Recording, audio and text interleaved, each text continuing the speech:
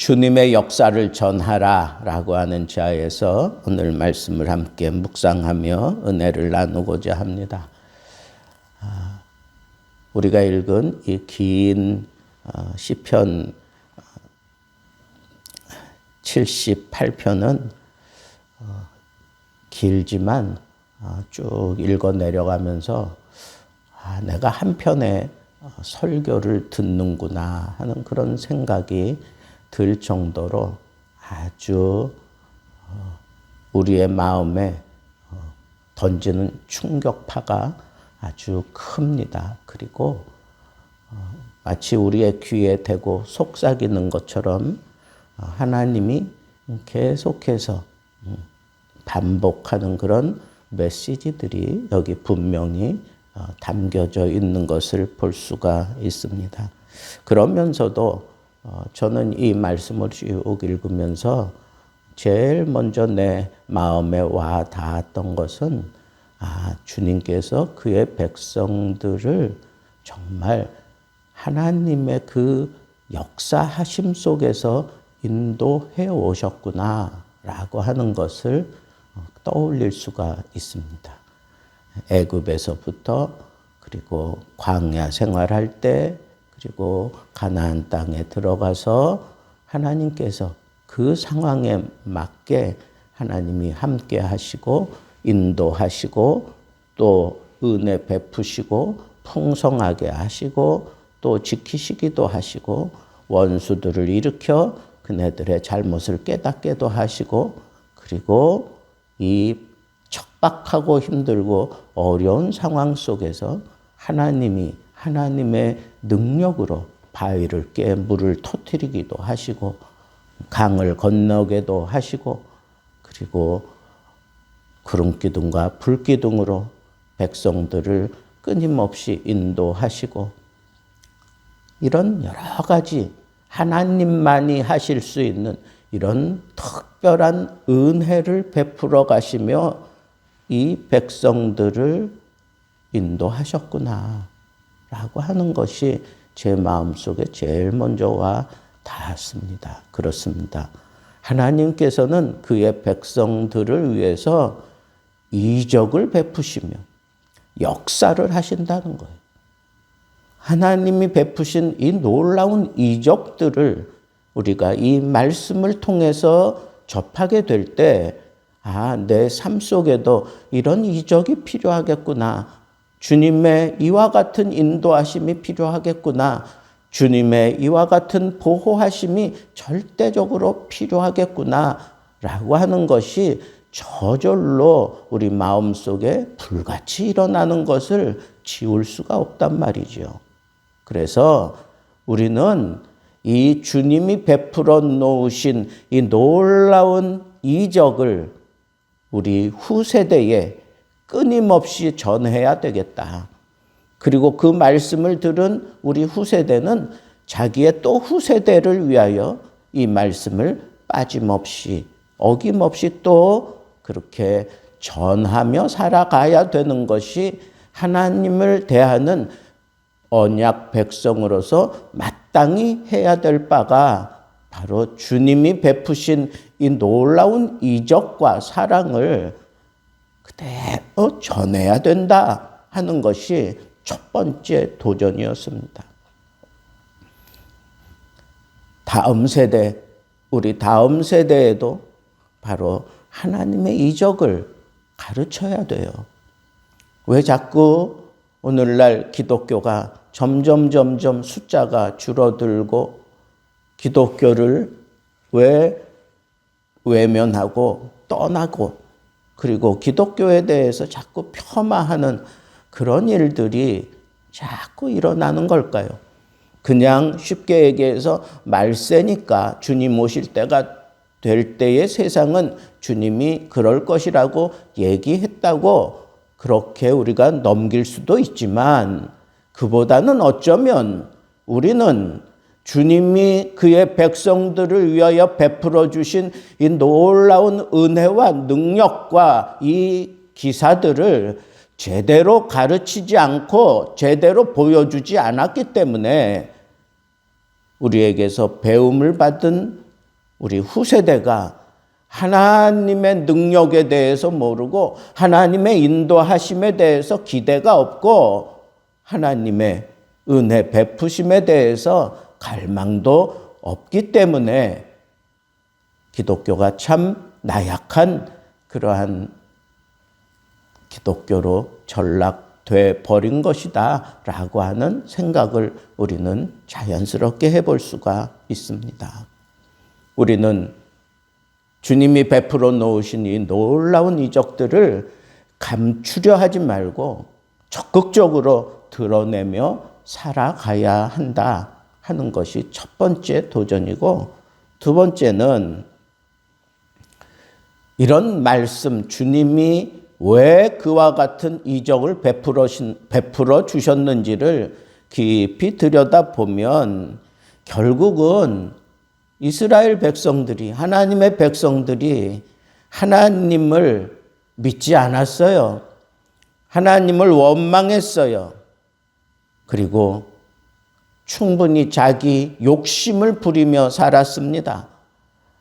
하나님 앞에 예배한다고 하면서 입으로만 아첨하는 정도에 그치고 진실한 마음으로 하나님을 제대로 섬기지 않았습니다.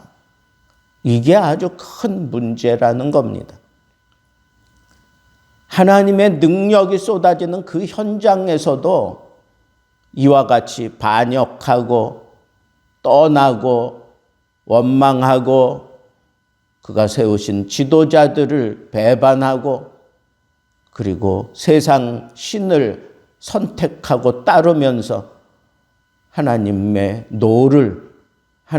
그 노를 불러일으키며 살았다고 하면, 하나님의 그 이적이 막 쏟아지는 그 시대도 그랬다고 하면, 오늘 우리 이 시대에는 얼마나 더 심각한 그런 패괴한 짓들을 많이 할까 저절로 생각해 볼 수밖에 없습니다. 그렇다면 우리는 어떻게 해야 합니까? 하나님의 이적을 가르치고 그리고 그것을 전하고 또 후세대가 그것을 또 전할 수 있게 하나님의 그 능력을 필요로 하며 하나님의 이적을 내 삶 속에 끌어들이며 살아가는 것이 필요하겠다라고 하는 것을 우리는 놓치지 말아야 합니다. 그러면 하나님의 이적을 어떻게 끌어들일 겁니까? 간단합니다. 하나님이 말씀하신 대로, 하나님이 정하신 대로, 하나님이 우리에게 요구하시는 대로 그렇게 살면 되는 겁니다. 그러면 하나님의 이적은 그냥 내 앞에 와 있는 겁니다. 하나님의 이적이 필요할 때에는 어김없이 하나님이 앞장서시며 그 모든 것들을 풀어가시고 쏟아 부으시며 우리에게 동일한 이적을 베풀어 주시는, 왜 어제나 오늘이나 동일하게 우리들을 사랑하시고 우리 속에서 역사하고 계시는 살아계신 하나님이기 때문에 그렇습니다. 홍해의 기적의 역사가 이 시대에도 얼마든지 일어날 수 있습니다. 만나를 쏟아 부어주시는 그 하늘의 것으로 만족하며 살아갈 수 있도록 얼마든지 하나님은 우리에게 쏟아 부어 주실 수 있습니다. 말도 안 되는 그런 전쟁에서 승리하게 하시는 하나님을 내 이 역사의 현장에서 얼마든지 우리는 체험할 수 있습니다. 우리가 사는 이 시대의 이 상황에 맞게 하나님께서는 지금도 역사하고 계시고 지금도 그의 기사를 써내려 가시는 분이기 때문에 그렇습니다. 그러면 이와 같은 기사가 내 삶 속에 그대로 이루어지게 하기 위해서는 간단합니다. 하나님의 백성들이 하나님을 원망하고 하나님을 배반하고 우상을 섬기면서 하나님의 진노를 불러일으켰다면 우리는 그와 반대로 하면 되는 거예요. 철저하게 하나님께 순종하면 되는 거고, 하나님의 뜻을 알기 위해서 말씀을 붙들고 씨름하며 살아야 되고, 그래도 나는 여전히 이 죄 가운데 있기 때문에 어쩔 수 없이 실패하고 또 무너질 수밖에 없는데, 이와 같은 삶을 내가 온전히 하늘의 것으로 바꾸어 내는 것이 우리가 하나님 앞에 이 삶을 살아가면서 누릴 수 있는 예배 아닙니까? 하나님의 능력을 경험하고 하나님의 은혜를 경험하고 하나님의 이적을 경험하는 자리가 바로 예배의 자리입니다. 그 예배하는 자를 하나님은 지금도 찾고 계시는 겁니다. 하나님 앞에 예배할 때 우리가 원망할 수 없습니다. 하나님 앞에 예배할 때 우리가 하나님의 말씀을 무시할 수 없습니다. 우리가 하나님 앞에 예배할 때 우리의 간절한 기대와 소원을 담아서 하나님 앞에 기도할 수밖에 없지 않겠습니까? 그러한 몸부림을 하나님께서 정녕 외면하지 않으십니다. 여전한 사랑으로 우리를 돌보시고 우리에게 이적을 베풀어 주시며 하나님은 하나님 되심을 우리에게 보여주시고야 말 것입니다. 하나님은 하나님의 백성일지라도 하나님을 반역하고 우상을 선택하면 가차없이 하나님께서는 책망하시고 두들기시고, 그래도 돌아서지 않으면 종래는 멸망시켜 버리고야 마시는 분입니다. 두려운 하나님인 것을 알아야 합니다. 요셉도 이스마엘도 하나님께서 다 버리셨습니다. 왜? 우상 숭배 때문에 그렇습니다. 우상을 통해서 우리에게 전달하는 중심 메시지가 뭡니까? 나 외에 다른 신을 두지 말라. 오늘날 우리 현대적인 감각으로 이 말씀을 받아들이면 오직 하나님만 섬겨라. 오직 하나님 중심 사상을 가지고 오직 하나님 중심 생활을 하면서 오직 하나님께만 영광 돌리는 예배를 드리며 철저하게 하나님 손에 붙들리는 것, 그것이 내가 이 세상을 넉넉히 이기는 것이고, 그리고 끊임없는 하나님의 이적을 내 삶 속에 끌어들이며 사는 절대 비결인 것을 마음에 명심하시고, 오늘 거룩한 주일 온 성도들이 하나님의 전에 모여서 바로 하나님만 경배하고 하나님께만 뜻을 두고 하나님만 찬양하는 아름다운 예배를 드리며, 하나님이 우리를 향하여 예비해 놓으신 하늘의 것으로 만나를 비같이 쏟아 부어주시는 것처럼